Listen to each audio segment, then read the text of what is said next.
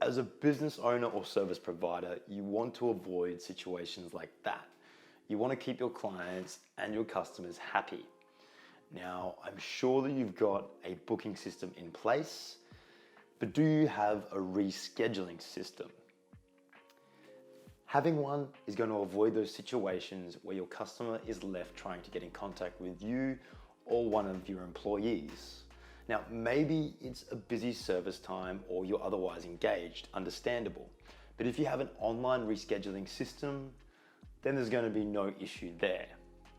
So I'm going to run with you today how you can easily create a rescheduling system that will update your current Google Calendar events. How are we going to do this? Well, we're going to use Paperform's online form builder and Zapier. Please do take note that you will need a paid Zapier plan to achieve this. So let's take a look at how easy it is to set this up. All right, from the Paperform dashboard, I'm going to go down and click Create Form. I'm going to title this particular form as Booking Form. It will be the original form that my submitters or customers make an appointment with. Then I'll click Start from Scratch. I'm going to add some simple question fields into this form, starting with name, followed by email, and then I'm going to create a text question field that will ask the submitter to choose the event title or meeting title. Then an appointment field. I'm going to head to the configuration by clicking on that gear icon. I'll then need to add my calendar to this appointment field. I'll be prompted to click Add Account and make sure you select the correlating Google account that your calendar resides within. Click Allow. Now, you have to select which particular calendar you want the event to reside within and finish setup. Let's go to Event Details and remove the default meeting title. We're going to click this icon and select our meeting title question field, then scroll down and do the same for our email question field. This is going to capture the responses to those two question fields and populate it there. Voila. We'll save changes and then go to the live view of our form. We're going to run a test submission, inputting Alex, a dummy email, and then, I'll make the meeting title Banana. I'm going to select July 1st and my appointment to be at 9 a.m. If we look in our Google Calendar, we can see that it's been populated. The event title Banana, the attendee, also alex@gmail.com, and it's residing now within my bookings calendar. Let's jump back into our dashboard and now take a look at creating the rescheduling form or rescheduling system. Again, I'm going to create a blank form. I'm going to quickly head to Configure, Details, and title this just simply Schedule Form. In the design, I'm going to create similar question fields to what I did in my first booking form. A name, an email, but this time I'll title that next question field, What was your meeting title? This is how we're going to find the event that we want to update. Then for the appointment field, I'll simply input reschedule. Now let's quickly go to the live view of our form and run a test submission.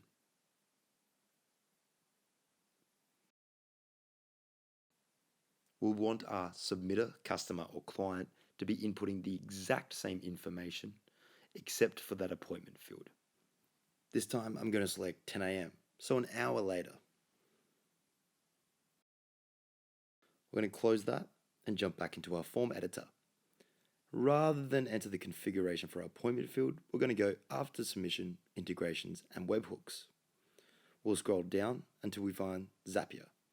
We're going to input calendar into the search bar, and when the Google Calendar icon appears, we'll click Use this Zap. Now you may be prompted to log in or even create a Zapier account. Just follow the prompts. Then, select your correlating Paperform account.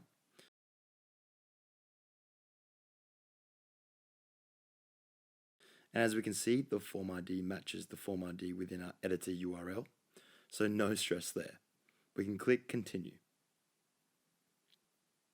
Next, we're going to click Test Trigger.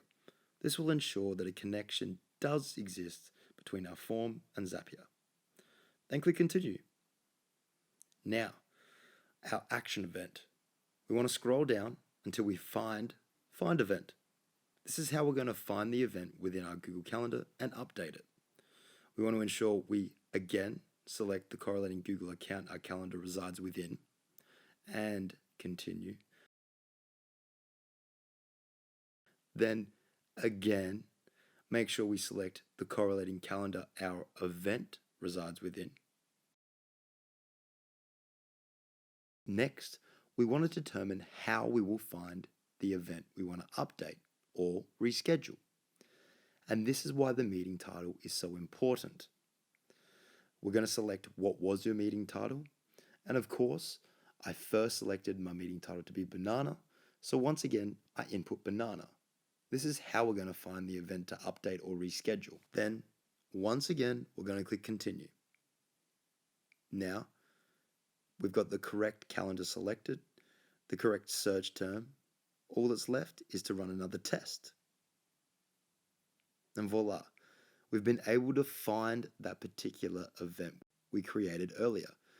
The date being the 1st of July, the start time being 9 AM, and the end time 9:30. So let's click Retest and Continue, and then select the plus icon. We're then once again going to select Google Calendar. However, this time, our action event is going to be to update event. And click Continue. Once again, we're going to select the correlating Google account that our calendar resides within.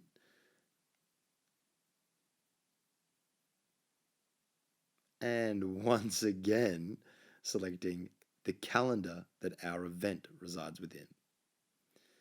Now, we're going to select event that we want to update, click Custom, then select Find Event, and make sure you click Show All Options to reveal the ID.